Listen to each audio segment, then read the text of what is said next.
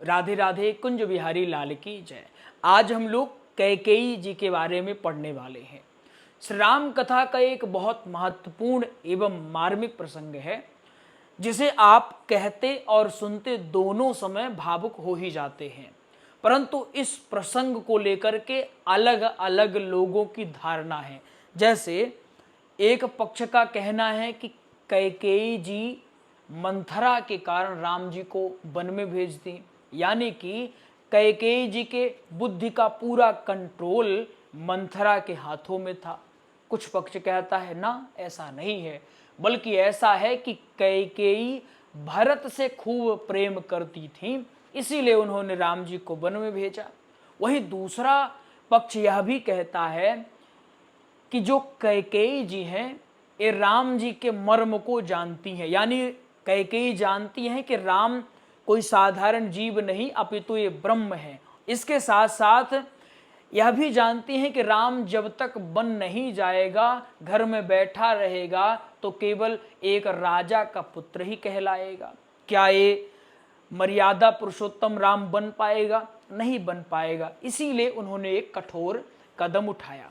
आज की कक्षा में हम सब कुछ विस्तार से पढ़ने वाले हैं। कुछ इस प्रकार पढ़ा जाएगा, थोड़ी लंबी कक्षा हो सकती है, तो धैर्य के साथ आप सुनने का प्रयास करिएगा। हम कुछ इस प्रकार से पढ़ेंगे ताकि कल को इसी प्रसंग का उपयोग हम कथा में भी कर सकें और अपने सत्संग में भी कर सकें। दोनों के लिए यह उपयोगी हो, हम इस प्रकार प्रयास करेंगे। तो आप सबसे पहले टॉपिक लिख लीजिए, आज का विषय क्या है, और यहीं से हम अपनी कक्षा का शुभारंभ कर देते हैं। जो आज का टॉपिक है वो है कैकेयी राम प्रेमी है अथवा राम द्रोही है।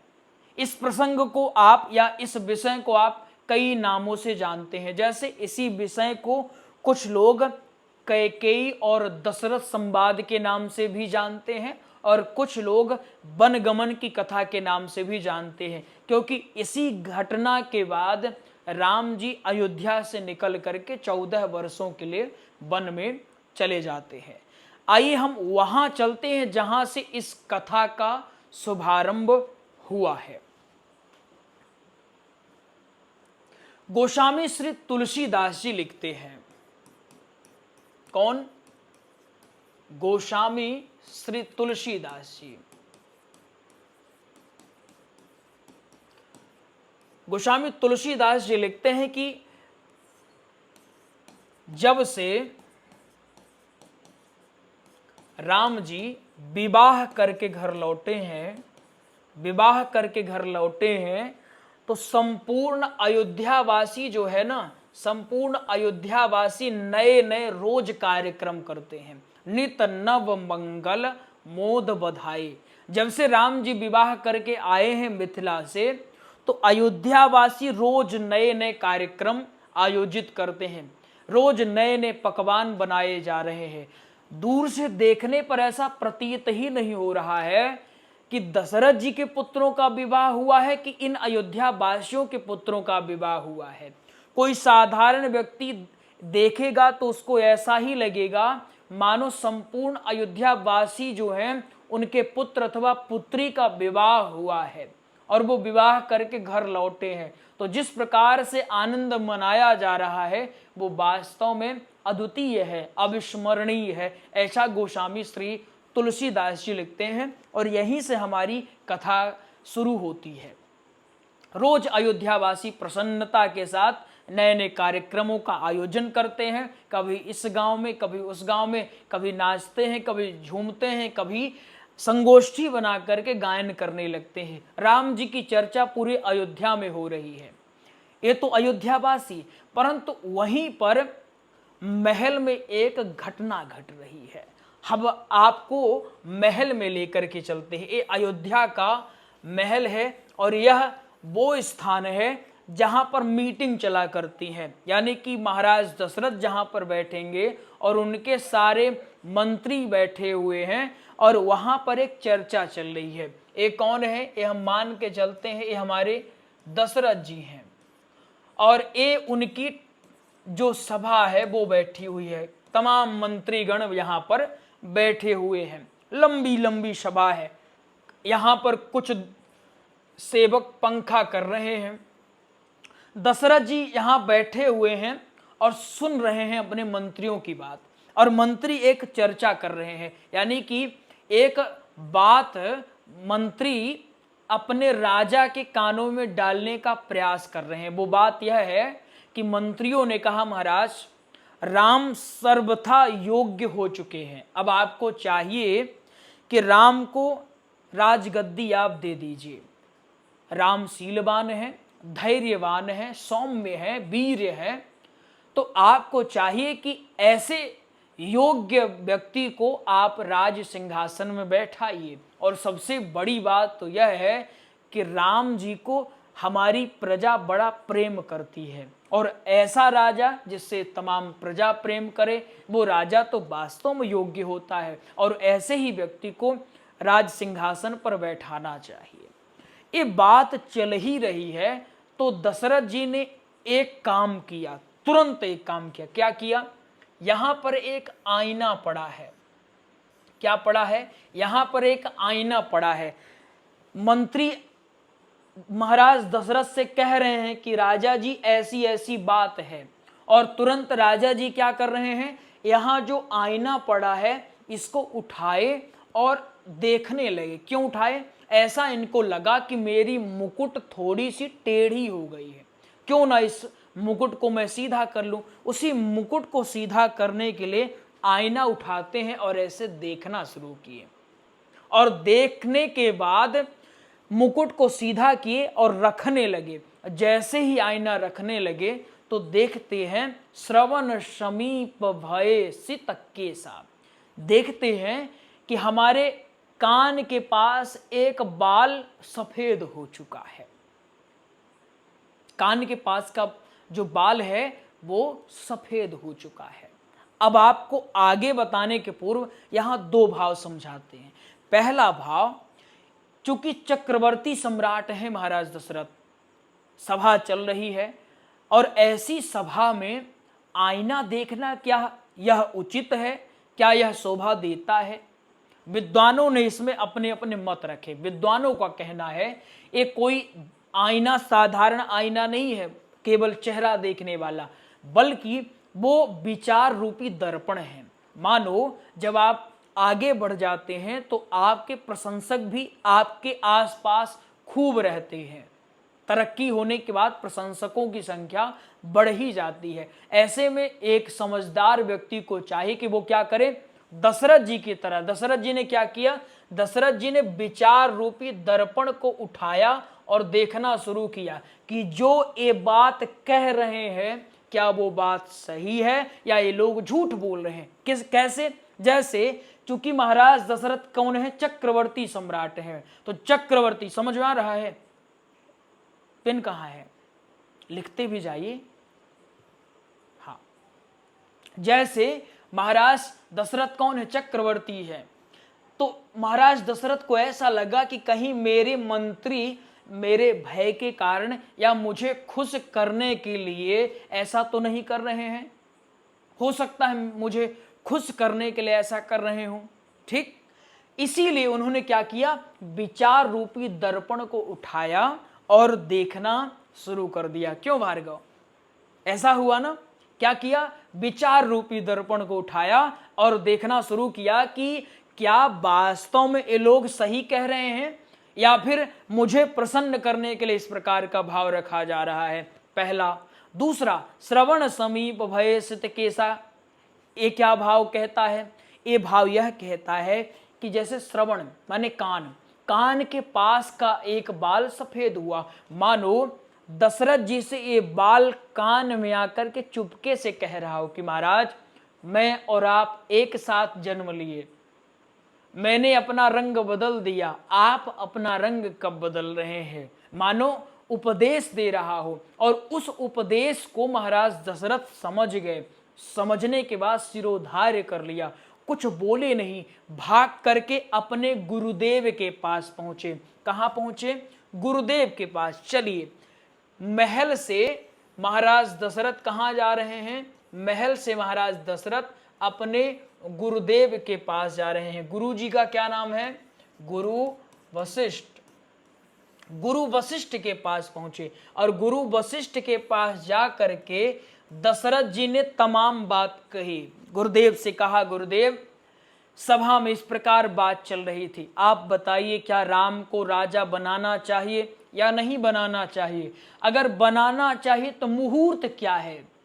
गुरु जी ने कहा, मुहूर्त पूछते हो राजा जी? किसके लिए मुहूर्त पूछने आए हो? राम के लिए मुहूर्त पूछने आए हो? जानते हो राम कौन है? अरे राम वो है, अगर मुहूर्त गड़बड़ भी होगा तो राम जी के प्रताप के कारण वो मुहूर्त शुभ हो जाएगा। अशुभ समय भी चल रहा होगा तो तुम राम को जब राज्य दे दोगे तो वो अशुभ समय भी शुभ समय में परिणित हो जाएगा। ये गुरुदेव ने कहा। गुरु जी ने कहा, मुहूर्त का इंतजार न करो राजा, एक काम करो, जाओ तीर्थों का जल लेकर के आओ, मैं सामग्री लिख दे रहा हूं, ये लेकर के आओ। अभी 1 घंटे बाद राम को राज सिंहासन पर बैठा देते हैं। ये गुरुदेव ने मानो आदेश दिया, परंतु इस संकेत को महाराज दशरथ समझ नहीं पाए। महाराज दशरथ ने कहा, गुरुजी आज नहीं, हम सोच रहे हैं कल करें। और आप सब जानते हैं महाराज दशरथ के जीवन में यह कल कभी भी नहीं आया। कल करेंगे ऐसी बात महाराज दशरथ ने कहा। गुरुजी ने खूब बताया कि शुभ काम को कल पर कभी नहीं टालना चाहिए।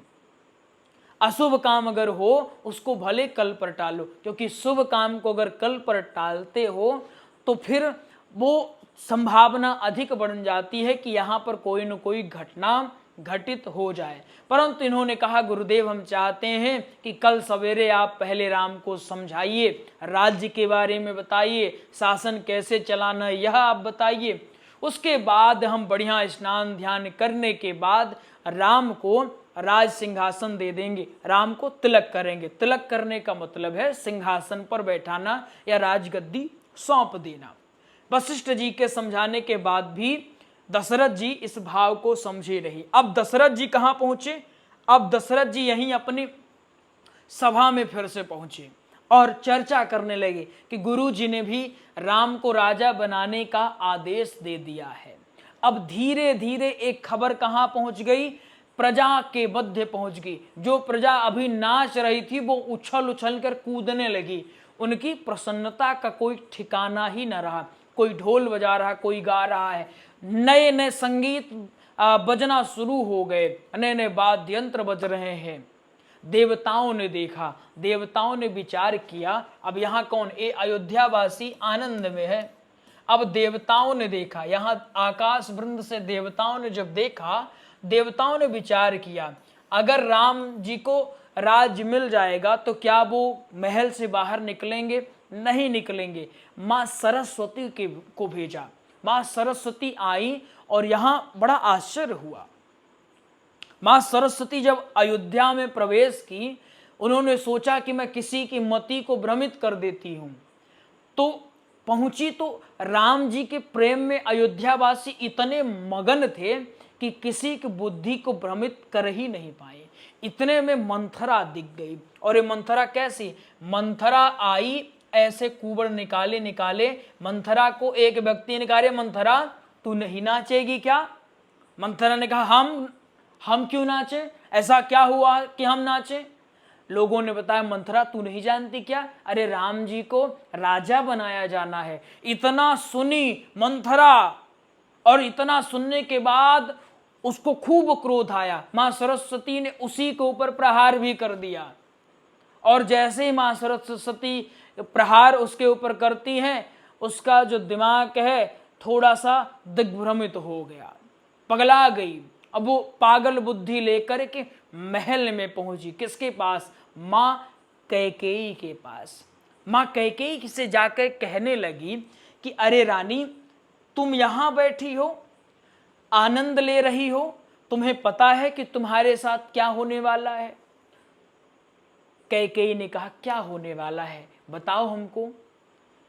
मंथरा ने कहा कि तुम यहीं पर आराम करो, भोजन करो, कुछ दिन बाद तुम्हें जब महल से निकाल दिया जाएगा तो फिर हमसे आना मिलना, आज तुम्हें कोई परवाह नहीं है। अरे बताओ, तुम्हारे नाक के नीचे इतनी बड़ी बड़ी घटनाएं हो रही हैं और तुमको कुछ पता ही नहीं है।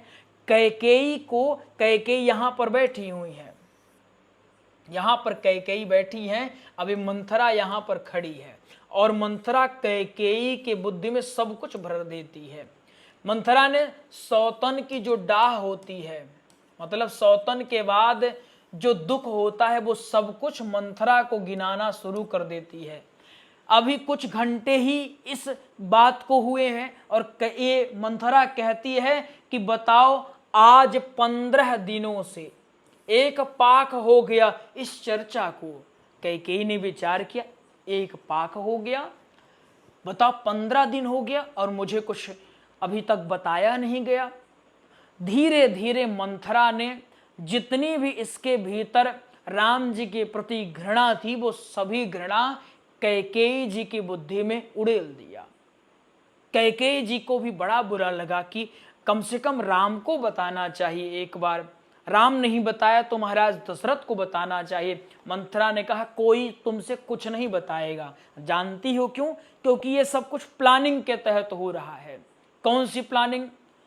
मंथरा ने कहा, देखो, भरत को ननिहाल भेज दिया गया है, भरत यहाँ पर है नहीं और तुम कुछ कर नहीं सकती हो। राम मधुर मधुर बोल बोल करके पिताजी को भी अपने बस में कर लिया है, प्रजा को भी वश में किया है, मंत्रियों के ऊपर भी न जाने कौन सा जादू टोना कर दिया है। मुझे तो ऐसी आशंका लग रही है कि जैसे ही राम को राज्य मिलेगा, तुम्हें घर से बाहर ना निकाल दे।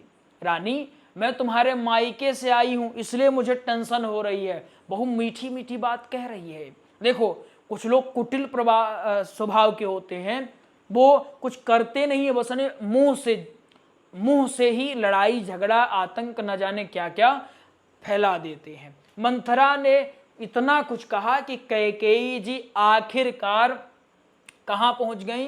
आखिरकार कैकेयी अपने भवन से पहुंच जाती हैं कोप भवन।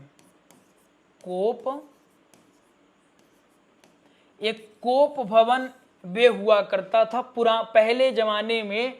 जब किसी को कोई कष्ट होता था या रोना होता था तो वो कहाँ जाता था? वो कोप भवन में जाता था। कोप भवन जैसे नाम ही है, उसी प्रकार एक कोप भवन में क्या होता था? लाइट नहीं लगती थी। इस कोप भवन में प्रकाश आने का केवल एक मार्ग हुआ करता था। इस प्रकार यहीं से प्रकाश आ रहा, बहुत कम प्रकाश, पूरे अंधेरा अंधेरा ही रहता, हल्का प्रकाश बहुत कम दिखाई देता। यहाँ पर माँ कैकेयी जो है, ये अपने चूड़ी कंगन को यत्र तत्र, गहनों को यत्र तत्र बिछा करके स्वयं यहाँ पर जमीन में ही लेट गई। महाराज दशरथ सभा से खाली हुए और उन्होंने विचार किया कि ये सूचना सबसे पहले, अभी तक किसी रानी को पता नहीं है। दशरथ जी ने विचार किया कि ये सूचना सबसे पहले मैं अपनी सबसे प्रिय रानी कैकेयी को दे देता हूं, बड़ी खुश होगी। महाराज दशरथ महल में पहुंचे, कमरे में देखा, नहीं थी कैकेयी जी। अपने सेवकों से पूछा, सेवकों ने कहा कि रानी तो कोप भवन में है। चिंतित हो गए चक्रवर्ती महाराज दशरथ, कांप गए। अरे ये क्या हो रहा है? भागते भागते कोप भवन के यहाँ मुख्य द्वार पर आकर के दशरथ जी देखते हैं और दशरथ जी क्या देखते हैं कि उनकी सबसे प्रिय रानी गहनों को उतार करके पड़ी है, एक मोटा सा कपड़ा ओढ़ी है। इतनी गर्मी में मोटा सा और पुराना गंध उसमें आ रही है, उसको ओढ़ करके जमीन पर ही लेटी हुई है, रुदन कर रही है। महाराज दशरथ व्याकुल हो गए, भागते भागते आए। दशरथ जी ने सोचा कि इसको मैं वो वाली सूचना दे देती हूं जिसके लिए हमेशा इंतजार करती थी। दशरथ जी ने एक सूचना दी, क्योंकि राम को राज्य मिल जाए, ये रोज कहती थी कैकेयी जी, राम जी को राज्य दिलाने की बात सबसे ज्यादा इन्होंने ही किया है। इसलिए दशरथ जी कहते हैं कि रानी, आपके मन का काम हो गया है। आप चाहती थी ना कि हमारा राम राज्य गद्दी संभाले, हमने ऐलान कर दिया है, कल ही राम को युवराज पद पर बैठाया जाएगा, आप प्रसन्न हो जाओ। कैकेयी जी कुछ बोल नहीं रही हैं, कैकेयी जी मौन है। महाराज दशरथ खूब अधीर हैं, महाराज दशरथ ने कहा कि अरे क्या हुआ, बताइए ना मुझे, आप जो कहेंगे मैं वो करूंगा। फिर भी कुछ बोल ही नहीं। दशरथ जी ने कहा, मेरी प्रिय रानी हो तुम, आज मेरे लिए सबसे खुशी का दिन है। आज मैं बड़ा प्रसन्न हूं। मैं नहीं चाहता हूं कि मेरे घर में कुछ भी अनिष्ट हो। मैं राम की सौगंध खा के कहता हूं, देवी जो तुमको चाहिए आज मांग लो, मैं बड़ा प्रसन्न हूं, मैं तुमको देने के लिए तैयार हूं। कैकेयी जी जानती हैं, अगर दूसरी सौगंध होती दशरथ जी तोड़ भी देते, परंतु राम जी की सौगंध कभी नहीं तोड़ सकते। एक तो क्षत्रिय है, क्षत्रिय धर्म के अनुसार वचन से विमुख भी नहीं हो सकते।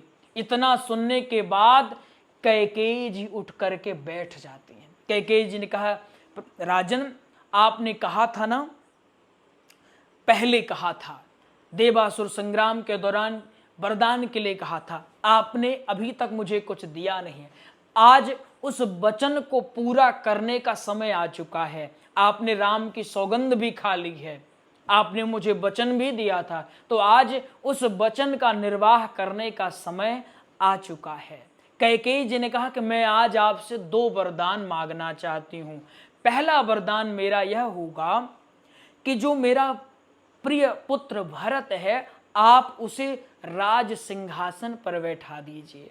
दशरथ जी ने एक बार भी विचार नहीं किया कि अरे राम बड़ा है, राम को बैठाना चाहिए, मैंने ऐलान भी कर दिया है, एक बार भी नहीं कहा, बल्कि ये कहा, अरे इतनी छोटी सी बात, मैं अभी कहता हूं, अरे राम भी तुरंत राजी हो जाएगा। राम तो स्वयं चाहता है कि भरत राजगद्दी पर बैठे, वो राजगद्दी संभाले।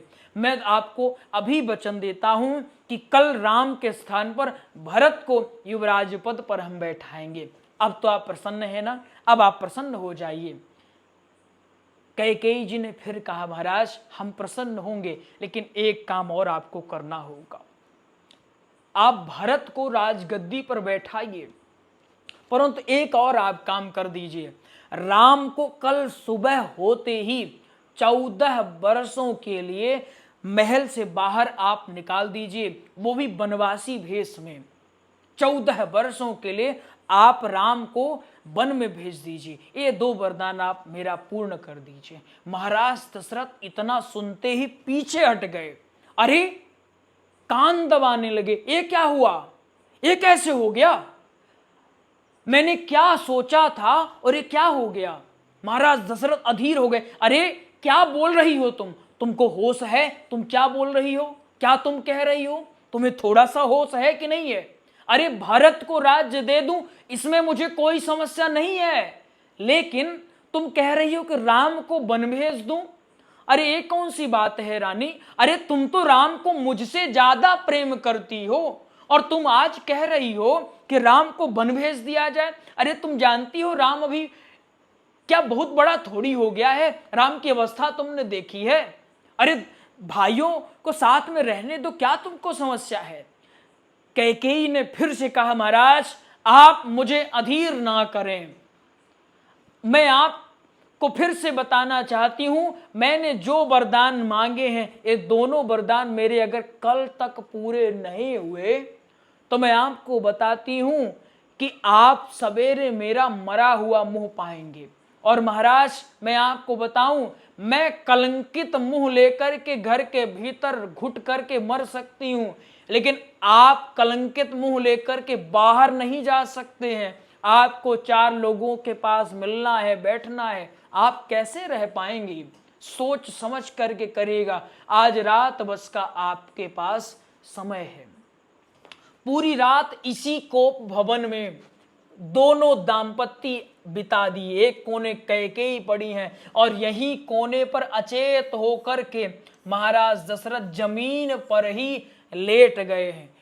पूरी रात सोए नहीं, बस रोते रहे। ये आंसुओं का नींद का संबंध बिल्कुल नहीं। अगर नींद आ रही है तो आंसू नहीं आएगा, और आंसू आ गई तो फिर नींद आने वाली नहीं है। दोनों एक इस कोने और एक उस कोने रोते रहे। सुबह हुआ, जहां राम जी को राज्य मिलने वाला था उन्हीं राम जी को वनगमन प्राप्त हो गया, परंतु हमारे राम जी जब राज्य मिलने वाला था तब भी बहुत प्रसन्न नहीं हुए, और राम जी को जब वन मिल गया तो भी प्रसन्न नहीं हुए।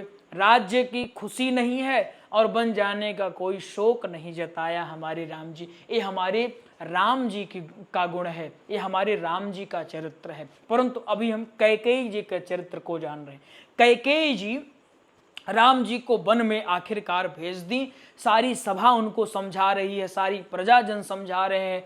महाराज दशरथ बार बार समझा रहे हैं कि तुम जानती हो राम अगर चला गया तो मैं मर जाऊंगा, मैं जीवित नहीं रह सकता हूं। ये जानते हुए तुमने ऐसा कठोर वचन मुझसे लिया है। तुम यह भी जानते हो कि भरत राज्य गद्दी पर नहीं बैठेगा, भरत मना कर देगा।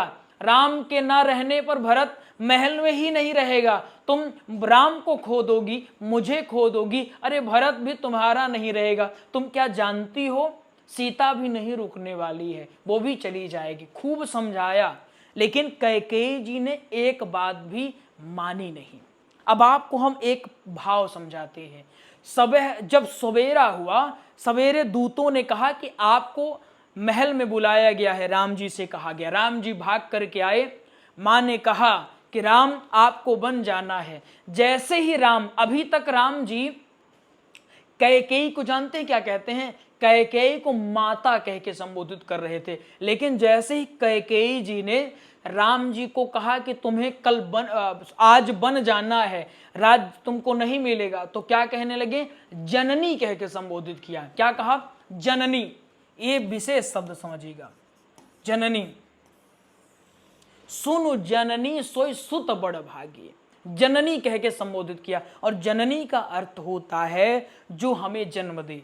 अब आप विचार करें, राम जी को जन्म किसने दिया है, मां कौशल्या ने दिया है, तो कैकेयी जी को जन्म क्यों दे रही है। मानो राम जी ये संकेत दे रहे हैं कि भले ही संसार में लाने का काम मुझे कौशल्या माता ने किया, परंतु संसार में मुझे काबिल किसने बनाया।